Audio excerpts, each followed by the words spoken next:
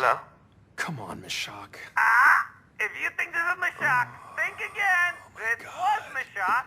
71 What makes him hours think that ago. these are funny? But even if you've What makes him unscrambled think the that these are trace, funny? my Wait, this is what you trail choose to is leave on your phone for that? I mean, it's not even funny. It's not funny. Good luck! Mashak, Connection it's neither of them are funny. They're not even... It had been 3 days since the Dion bomb. That friendly old boxing coach I'd interviewed, the guy whose facts weren't lining up, turns out he'd been dead for 7 years. Who had I spoken to? I had no idea. Whatever we'd thought this cover-up was, it now seemed like something far more sinister. Ray and Petra did the smart thing. They cut ties and left. Mashak was the only one who hadn't bailed. Oh God, you know what? It's not funny, Mashak. Instead, he'd give me a potential breakthrough. Apparently, I was about to be contacted by FERO, a mysterious insurgent with intimate knowledge of ONI's tactics and buried history. That was the good news. The bad news? I'd heard nothing since. FERO was a no-show. Mashak was AWOL, and I'd spent the past 72 hours listening to these 2 ridiculous pre-recorded messages over and over. You know what? Who do you think you're outsmarting? I'm the only human in existence who wants to find you. Good luck! My team had been reduced to this man. In a weird way, I'd been comforted by the idea of Mashak's constant surveillance. I liked knowing that at least somebody was out there, even if just to corroborate my existence. Mashak, Not reaching are you me. there right now? This is a recorded message, Are you listening? you idiot. And now, he was gone. I was beginning to worry something had happened to him. Mashak, are you listening? Just tell me if you are. Wait, is that you? Mashak? I'm so glad you got through. Oh, man. Where have you been? So I could rub it in your face that you're now 3 full Oh, days come behind on! me. Oh, my God. Good luck! Oh, my God, if I ever get a hold of him, I'm going to kill him. I'm Benjamin Giroux, and this is Hunt the Truth.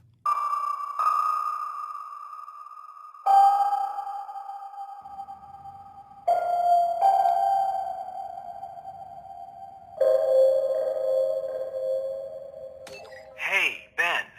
It's Ray. Listen. Is there any chance we could grab a drink? Okay, I was really glad to hear from Ray. With Mashak MIA, my imagination had been running wild. If anything had happened to either of them or Petra, that was on me. So getting this call was a huge relief. But Ray's never exactly been a let's-grab-a-drink kind of guy, so something must have had him spooked. I rushed over to meet him at this dank dive bar near his place. So, I'm here with Ray, and a lot of loud, drunk people. Think of all of them as providing cover, allowing us to talk in secret. Exactly. And Ray is aware I'm recording this. Yes. I'm trying not to think about it, honestly, but Oh, it's fine. So, why'd you hit me up? well, my scavenger finally got back to me. He had been waiting on some additional military records on Walker. I did not see that coming. I figured Ray would want to stay as far away from the topic of government cover-ups as possible. But if he was talking, I was all ears. And? All the ONI military records still check out. And ONI handles all military records, so... Well, almost all. Ray explained that every enlisting soldier has to sign an affidavit that their service was voluntary. That way, later on, if some grieving family member tries to claim it was involuntary, ONI is covered. But the office created to handle all those records is a rubber stamp joke. Of the roughly 200,000 involuntary service claims they've received over the years, they have ruled the exact same way: family loses, ONI wins. Every single time. The process is so automatic, Ray says, that when his guy pulled the records, it was the first request the system had received from a human being in 50 years. Well, And Ray was here's giddy, where it gets interesting so I from knew a he was about to certain deliver the perspective. punchline. 180 days after a soldier's service period ends, the system is supposed to refile the record from active duty to retired. No, Yes. Walker's records weren't retired. And they weren't active either. What? Jacob Walker is the only soldier in the entire military database that is neither active nor They retired. missed that? How could they miss that? Nobody checks? Nope. Nobody but me. Ray had caught ONI in a major admin snafu. And I guess he was on a roll because what he said next blew my mind. mild-mannered analyst Ray Kurzig had used my recording of Walker's voice as a template to scan the slush for voice-matching audio. Then I just took Walker's voice That and cross-checked was it. straight-up pirate stuff. You what? Ray. You're an animal right now. Who are you? Oh, you are gonna love what I found, Ben. Get ready to take back the road, Ganymede. This is your chance to be one of the first on the planet to have your very own hog. More than 3 tons of... Here is our boy, Jacob, 19 years ago, hawking utility vehicles for some random dealership. Hog, one of Oh the my God. must-own and best driving It's a utility commercial? vehicles on the market. Yeah. The new 56 Hogs He's an are shipping actor. now. Visit or call a qualified dealer. It's Beauty and the Beast. I couldn't believe it. I was listening to one of the military sources O&I provided me doing a commercial for a hog dealer on Ganymede, when Records had him stationed on the other side of human space. O&I had completely faked Walker, and Ray had caught the stupid bastards red-handed. That's incredible. Sitting there, having that drink, all the frustrations and anxiety that had been blaring in my face for weeks started to fade. Was that a bomber jet? We ordered another round. Ray was actually being funny. I don't even think we were talking about the story anymore, and for a little bit, I felt normal. Oh, man. It didn't last, though. Implications were percolating in the back of my mind, and it wasn't long before it all came roaring back. If Walker's boot camp stories weren't real, then the fog around the chief's origins extended beyond his fabricated age 16 enlistment. How far did it go? Where did the truth even begin? All I knew at this point was who I had to speak to the moment I walked out of that bar. It was the only person that Walker's tale had contradicted, and it was someone I'd totally blown off. I just hoped Anthony Petrosky would take my call. Oh, so now you want to hear my story, Yeah. huh? Yeah, hey, look, I owe you an apology. When we spoke, I didn't know what to believe, and I really should have given you the benefit of the doubt, man. Okay, just don't get too weird, all right? It was awkward, but after a few minutes, Petrosky eventually started warming up. And I've been listening to your story. Really? What do you think? Well, I mean, Oni's lying. Yeah. Nah, it's disgusting. Yep. You know, they just make up whatever the hell they want, like we're all stupid or something. You know, it's like, oh, where's the problem? Deep space? Well, let's just throw a glass planet at it, toss in some insurrectionist bad guys, and the story's good to go. You know, it's ridiculous. It's so ridiculous. All your outer colonies people, though, the listeners, man, they're tearing that crap down. You know, it's great. Oh, It's great. I know. I knew exactly what question I had to ask Petrosky, but I didn't want to ask it. If I was being honest, I'd been avoiding it my entire career. The Spartan program had a dark, dark cloud around its origins. Civilians had no idea, but soldiers had always whispered about it in the ranks. Even the few scattered details I'd gleaned during my years reporting from the front had been enough to convince me that this was one stone I didn't want to overturn. I was embarrassed to admit I'd just avoided it. But I couldn't avoid it anymore. Anthony would tell me everything. I just had to get up the courage to ask. And when I did, here's what he said. Look, all I know is rumors, but everybody whispers about it. How Oni kidnapping little kids, leaving behind decoys to cover their tracks. Just clones. Clones that were doomed to get sick and die. And all the families thought they were burying their kids. But really, though, their little kids were now government property, kept by Oni, training to be Spartans for years. And then, when they're barely like teenagers, they start biologically augmenting them, which is just a fancy way of saying they tore the kids to pieces and rebuilt them with tech. Whatever tweaks could give the government tactical advantage. Jesus, man. Survival rate on something like that. But the kids who did live through it, you know, Oni eventually cut them loose. Just sent them out to clean up the ugly in the galaxy. You know, all top secret. Spartans are super classified, so hush, hush, soldier.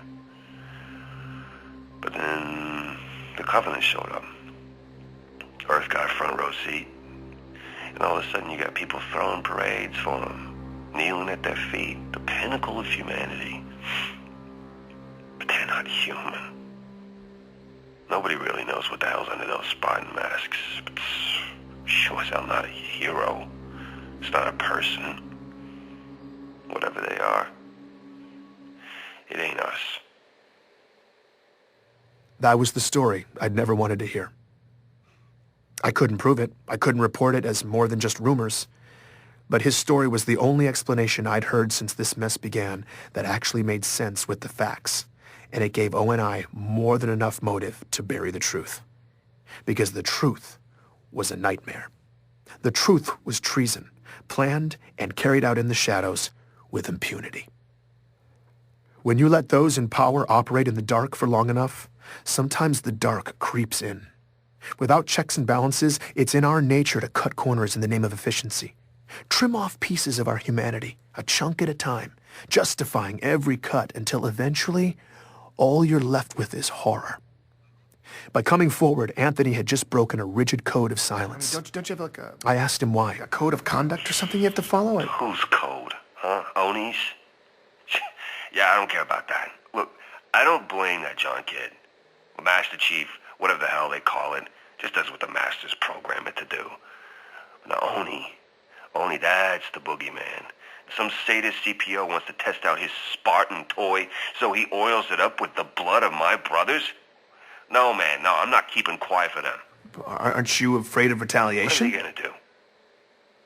Tell me. Are they gonna make my life suck? Even more than it does? It's too late. I mean, I understand, Ben, you haven't seen where I live, what my house is like. But let me just tell you this, you might prefer the shelter. I eat canned proteins, man. I am one mischeck away from living on the streets all the damn time. I got a titanium arm. Huh? Vets benefits? On this planet, it's a joke. And this is how they repay me for running through the meat grinder for 15 years, for laying down your life every damn day for them. And you think I owe them some kind of responsibility to be quiet? No, I don't owe them a damn thing. Not after what I've been through. Good, thanks. I gotta go. I'm sure this sounds callous of me, but as Petrosky described his hardships, I was drifting away. His story had left me dazed. I said I wasn't feeling well. I had to go. He understood. It did, thanks. I needed to step back and look at the full picture of what ONI had done, but my mind just wouldn't do it. Instead, I was fixated on one odd piece. The doppelgangers made to replace the kidnapped kids. Out of the disgusting quilt Petrosky had laid out, I was stuck imagining the tragic life of one of these clones. They were human. They were created in a lab, altered so their bodies grew painfully fast, their bones stretching by the hour, newborns inflated into 6-year-olds. Someone taught them to walk, to speak. Did their handlers touch them? Did anyone look in their eyes? Did they have names? When it was time, ONI plopped them into some other kid's life, leaving them alone in a dark, unfamiliar room in a bed that was probably still warm. In the morning, a family would walk in, strangers who wouldn't even know to explain any of this to them. No one would comfort them. They were completely lost. And then these small children would begin to die, breaking, withering away, surrounded by confused, heartbroken strangers who were powerless to help them, all the doctors making frantic attempts to stop the spreading rot from eating this little, terrified person alive. It was all just desperate wailing against the inevitable, and they would be forced to endure all of it, because no one knew the truth, that these children had lived in chaos until they died in excruciating pain because someone had designed them to do just that. The nightmare the clones endured was not a byproduct of ONI's plan. The nightmare was the plan.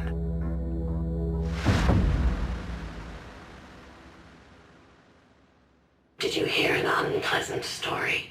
It was still dark outside when I was awakened by that voice. I live alone and someone was calling me from the shadows. Ben, come in here. I was petrified. Then I realized it was coming in over one of the networks. My communication system had been hacked. I started recording. FERO was finally here. And apparently, she'd let herself in. Did you listen this time? Yes, I did. I feel like if people knew this story, if we could prove the cover-up, it could really start a fire. Maybe, but you only have so much reach. With only controlling 90% of communication, that fire might take a while to spread. And we're not sure we have that much time. Not with what's coming. What? What's coming? The anomalies in deep space your friend Mishak has been tracking. We don't know what it is yet, but it's getting stronger. Pieces are moving out there and we have to move faster. Okay. How? There are friendly ears in the UEG. People who have been kept in the dark, many of them with real power. And if they heard your story, they would come down hard. Who are you talking about? Politicians? Who's O&I been keeping in the dark? There are high-ranking senators who don't know about any of this. You need to tell them. Speak truth to power. Get only brass in the same room when you do it so they don't have a chance to spin it. And the senators would be able to blow it all up right there. Okay, but what am I going to do? Arrange a round table with O&I chiefs and Senate leadership? Even if those people ever were in the same room, they wouldn't invite me over to ambush half of them. I don't see the opportunity. We create the opportunity. How? By creating panic. We give the public a hard truth. Ugly information that Oni can't contain. The cover-up, the Spartan program stuff. No, that's what will ignite the senators. The public needs a headline, imminent and explosive. Your story will make waves in the outer colonies, but on Earth and everywhere else, it's too complex and historical to cut through the noise. We don't have time for a slow burn. The public needs to hear a simple message. That we all might be about to die. And that's what we'll give them. FERO was a force of nature, and something big was about to happen. It would get sympathetic politicians and ONI leadership all in the same room and set the table for me to lay out my proof, expose the cover-up, and blow it all open. Oni will be right where you want them, and then I'll open the door. And once you're in, you go for the throat. Please join me for the next episode of Hunt the Truth.